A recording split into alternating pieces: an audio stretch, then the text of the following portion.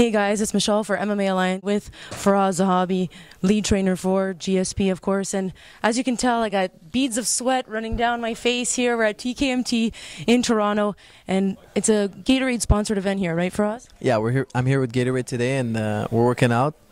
And you're in the recovery phase right now, so you need your Gatorade recover. Okay, not gonna lie, I don't think I'm gonna be able to open this because my hands are all sweaty. Do you think you can do it for me? It's a little bit embarrassing, but yeah.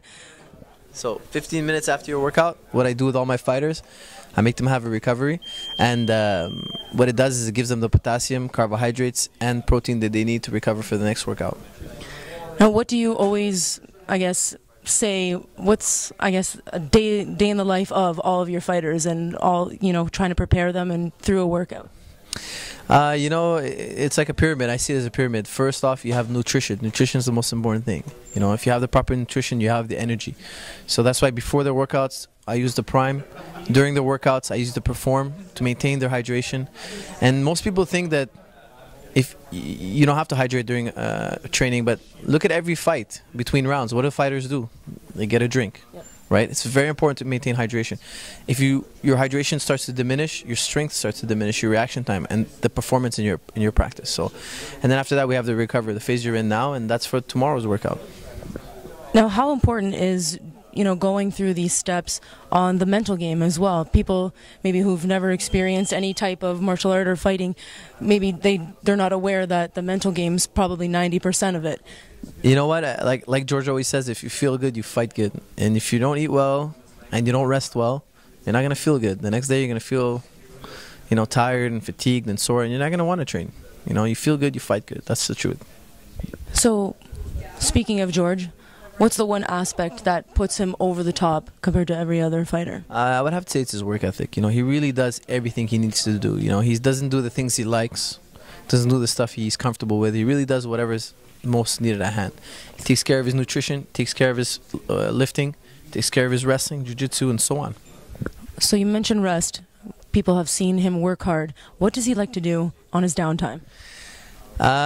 Close to a fight, not much, but away from a fight, when he's really free, he likes to go out clubbing, goes out with his friends. He's a very normal guy, loves to watch movies, documentaries. He loves, science and dinosaurs and prehistoric times, the history of the universe. He's very into science, so that's what occupies his time. Now, George is one of those fighters that always gets better and reinvents himself every single fight. We saw the coming out party of his jab against Josh Koscheck.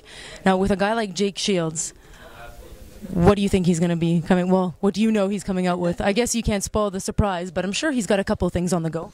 Every fighter is different, and Jake Shields poses a very different threat. He's a very good takedown artist, and his jiu-jitsu is, bar none the best for MMA. So, a special game plan has to be formulated for that.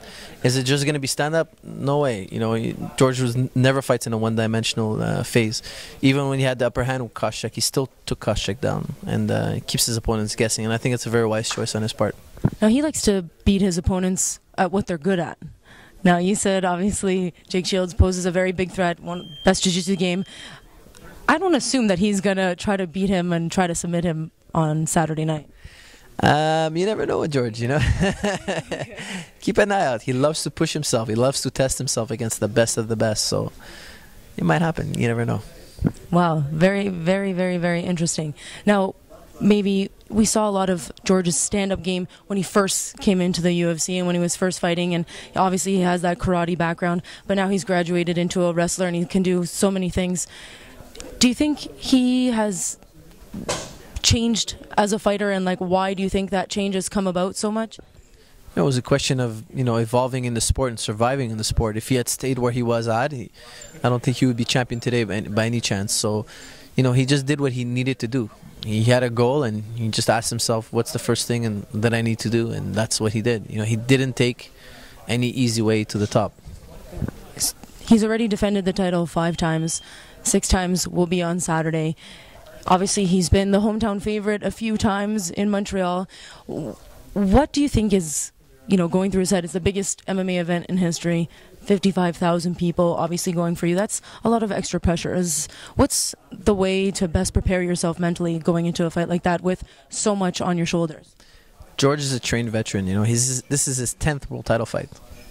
So he's been around the block. Yes, this is a historic event. You know, we've never had this many people. But again, I think that's going to drive him and push him to another level, because he's always done good under pressure, and he thrives on the fans. You know, when they cheer, he energizes him. So I think it's going to be a bonus. It's not going to be a negative. I was speaking with Mark Homnick, who's also going for a title on Saturday night. He said that Sean Tompkins is like just as nervous, or is in so much anticipation for that title shot.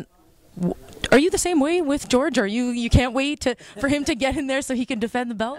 You know, it's normal to have jitters and to have concerns, but I don't like to be too nervous, because I mean, if a coach is nervous, the fighter's gonna be nervous. You know what I mean? I like to see the coaches around us cool, calm, collected, and you know, feel like they're in control. That's gonna give them more confidence, I think. So, of course, everybody gets nervous. You know, it'd be a lie to say no, but it's not. It's not gonna be something that George hasn't done before.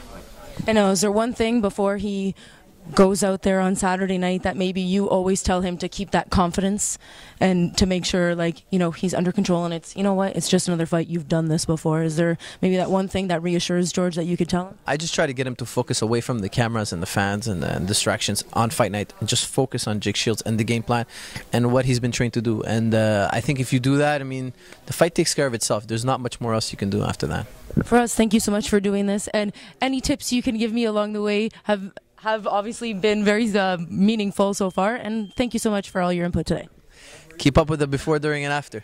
You'll see a change in your game. Perfect. Thanks so much for this, and good luck Saturday night as well. Thank you.